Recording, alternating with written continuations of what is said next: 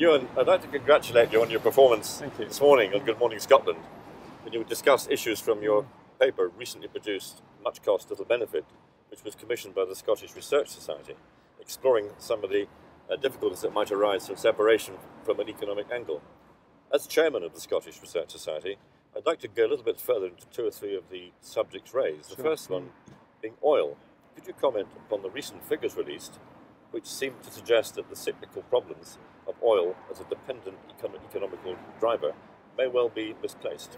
I think that's right. I mean, the SNP are pinning their hopes on oil revenues, and there's 2 or 3 points to make. First is we don't know how the oil settlement will be cut. But let's take the most optimistic scenario that the SNP have shown, that they get the geographic share of oil. What we've seen is, in the numbers that were leaked yesterday, is that the SNP's own predictions are already well off. They were predicting over 7 billion of revenues in the current year. It's going to be 4 billion. Now, the point of that matter is that oil is non-predictable. Not even Alex Salmond can predict the price of oil. But what we can say is that oil is nice to have, but it's in long-term structural decline. Scotland was producing 4 billion barrels a day as recently as 2000, producing about 1.5 billion barrels now. It's a high-cost area for obvious reasons to extract from. And I think the OBR's figures, while clearly open to interpretation, are broadly reasonable and fair. So I think to bet the shop on oil is a gamble I wouldn't take.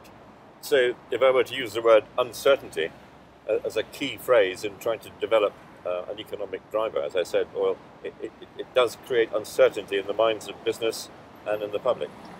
Absolutely. How you manage an economy where between 5 and 20% of tax receipts are based on oil, I simply do not know.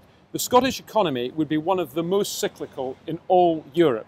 A little over half of the revenues of the entire economy are public spending, as you know.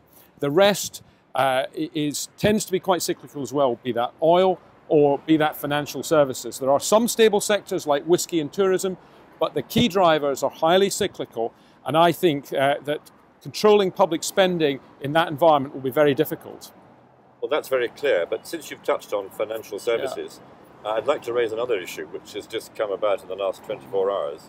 Mark Carney, who's the governor of the Bank of England, as you know, has let it be known that, subject to the political situation at the time, if he were to act as the lender in last resort for an independent Scotland, he would do so. How independent would Scotland be under such a financial arrangement? Well, I think what Carney has said is that he would look, they've looked at a contingency plan. And I think there is great concern that if Scotland votes yes, there will be a capital flight from the Scottish banks. Because without the lender of last resort, the big balance sheet of the Bank of England, why would you keep deposits in Scotland? So what I think Carney has said, and I think he's been quite clear on this, is that in the short term, I think he would act as lender of last resort to smooth a volatility. But I don't think Scotland can bet on that in the long term. And it comes back to this core issue. Scotland's got a very large financial services industry.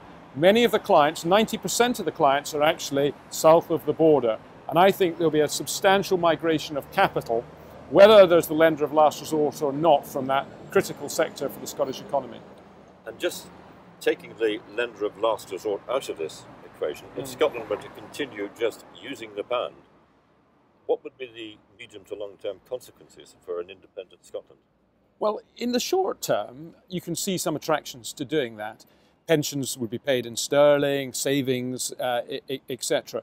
But the history of borrowing currencies is an unhappy one. We've seen that with ERM, we've seen that with all sorts of countries where currency unions break up. Ultimately, Scotland would be forced to mirror the monetary policy set by the UK Treasury and the Bank of England.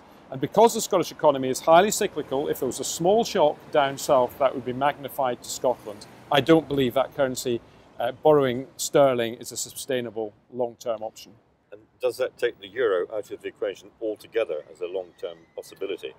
Well, the reality is that the Scottish government have said they would like to join the European Union. One of the conditions of that is that Scotland may well be forced to join the euro, whether it wishes to or not in the medium term.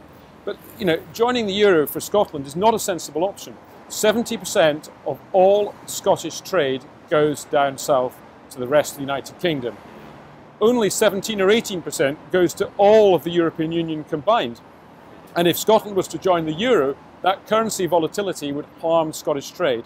And to be honest, it has to be said that the euro has not been a great success. If you look at the degree of unemployment in Ireland and some of the other countries in Europe, I think joining the euro would not be in Scotland's interests. So to continue to see uncertainty once again over the financial and currency issues is a key word to bear in mind when people are making their minds up. I would go further than uncertainty. Yes, there is enormous uncertainty, but actually I'm not convinced the sums really add up. I mean, Scotland receives 10% more, a bit more than that actually, public spending per head, but it's only an averagely wealthy part of the United Kingdom. So, I would say that if Scotland does decide to go its own way, in fairly short order, there will be either tax cuts, tax rises, or substantial spending cuts. Okay, probably both. Quite a worrying tonight. Thank you very much. One final issue, if I could just put out to you. The First Minister has made great play recently about the National Health Service, would only survive in Scotland under independence.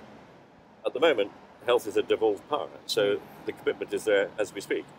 He's using the thought of privatisation south of the border, which would reflect cuts on the service because privatisation would bring in cuts, and using that as a threat to those who would vote against independence. Do you think, once again, this is an uncertainty, or is this merely smoke and mirrors in terms of a policy? I think it's utter scaremongering. Scotland has a long-term issue. It's got an ageing population, and that's very expensive from a healthcare perspective.